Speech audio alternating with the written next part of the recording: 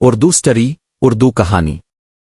ایک خوبصورت 3D cartoon دنیا میں ایک پیاری بیبی ڈول رہتی تھی جس کا نام صوفیہ تھا۔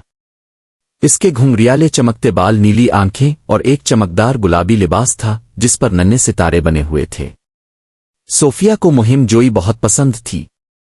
ایک شام اس نے آسمان پر ایک چمکتا ہوا ٹوٹتا ستارہ دیکھا جو پہاڑیوں کے پیچھے گر رہا تھا۔ مجھے اسے دیکھنا ہے، اس نے خوشی سے کہا۔ وہ اپنی چھوٹی سی بیگ لے کر اپنی پیاری کھلونا کار میں نکل پڑی۔ راستے میں جنگل میں اس کی ملاقات ایک بولنے والے خرگوش سے ہوئی۔ کہاں جا رہی ہو صوفیہ؟ خرگوش نے پوچھا۔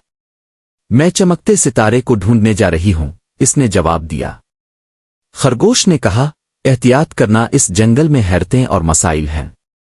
جلد ہی صوفیہ ایک چمکتی ہوئی ندی کے پاس پہنچی۔ پل ٹوٹا ہوا تھا۔ او نہیں، میں کیسے پار جاؤں؟ وہ پریشان ہوئی۔ اچانک اسے اپنا جادوئی کنگن یاد آیا۔ اس نے آنکھیں بند کی اور کہا، میری مدد کرو۔ کنگن چمکا اور ایک قوس قزح کا پل بن گیا۔ واہ! صوفیہ خوشی سے پار ہو گئی۔ آخرکار وہ پہاڑی تک پہنچی اور چمکتے ستارے کو دیکھا۔ لیکن وہ صرف ستارہ نہیں تھا بلکہ ایک کھویا ہوا ننھا ستارہ رو تھا۔ میری مدد کرنے کا شکریہ، اس ستارے نے کہا، میں اپنا راستہ بھول گیا تھا۔